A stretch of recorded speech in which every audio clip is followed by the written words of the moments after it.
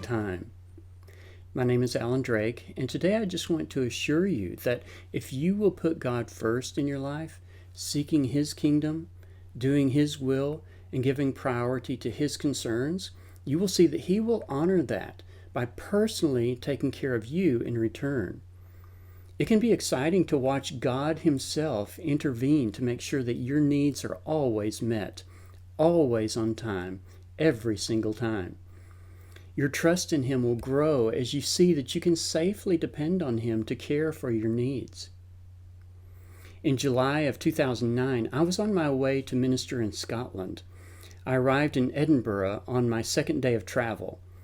But because of flight changes, my luggage did not arrive in Edinburgh when I did. The problem was that I was about to catch a bus to St. Andrews, 50 miles away, and I would not be back in Edinburgh for a week. As I spoke with the airline agent, he took my lodging information and assured me that my bag would be delivered to me after it arrived. So I thanked him, got on the next bus to St. Andrews, and I was off. I arrived in St. Andrews a couple of hours later, checked into my room, and walked down the road to the conference I had come to attend. When I went back to my room that night, my bag had still not arrived. The next day, I attended the morning sessions of the conference wearing the same clothes for the third day since I left home. Meanwhile, my friends offered to drive me to stores to buy clothes and toiletry items, but I turned down their offers because I didn't want them to miss part of the conference to take me shopping. But I was more concerned now, so I stopped to pray. It had not been necessary for me to have my bag until now, but the next day I would begin ministering to the children in the morning and the adults in the afternoon.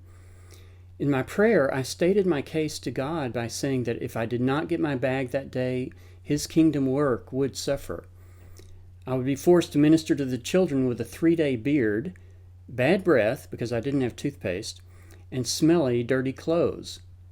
I made my case that some of the children might not respond to me in that condition, and they might even be afraid of me.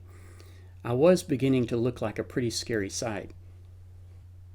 After lunch, I went back to the residence hall where I was staying and asked at the front desk whether my bag had arrived. The clerk behind the desk replied, "Yes, Mr. Drake, your bag is waiting for you in your room."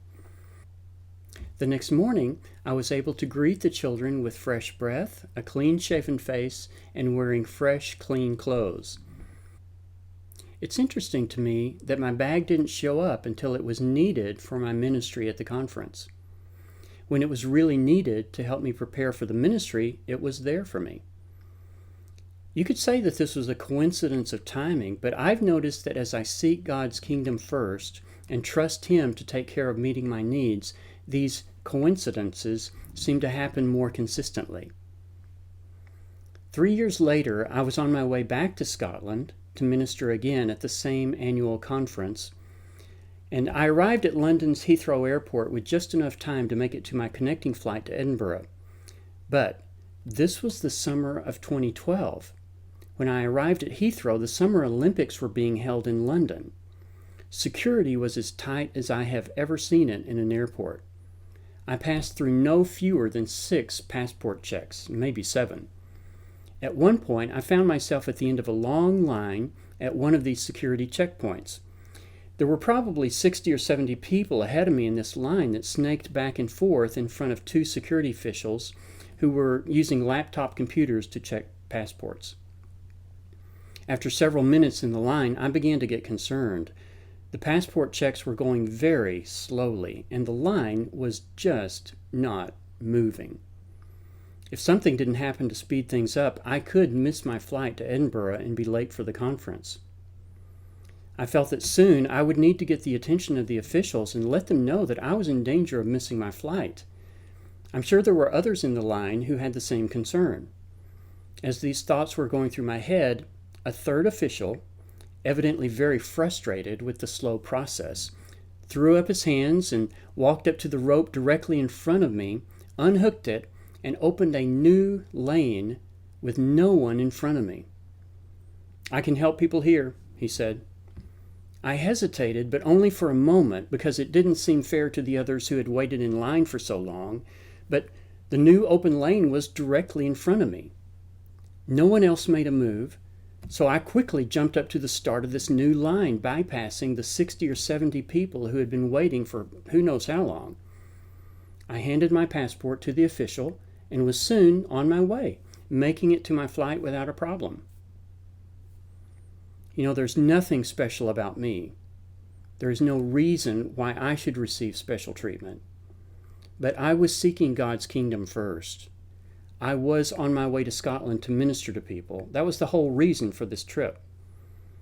Jesus promises us that if we seek God's kingdom and His righteousness first, He will make sure that our needs are met in return.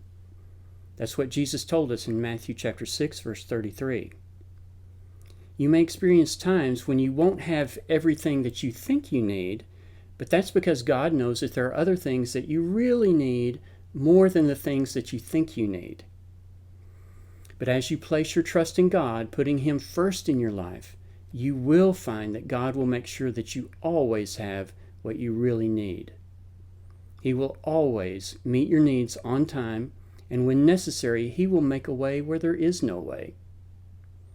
In Psalm chapter 37, verse 25, David writes, I have been young, and now I am old, and in all my years I have never seen the Lord forsake a man who loves Him, nor have I seen the children of the godly go hungry. My name is Alan Drake, and the website is spiritofwisdommedia.com.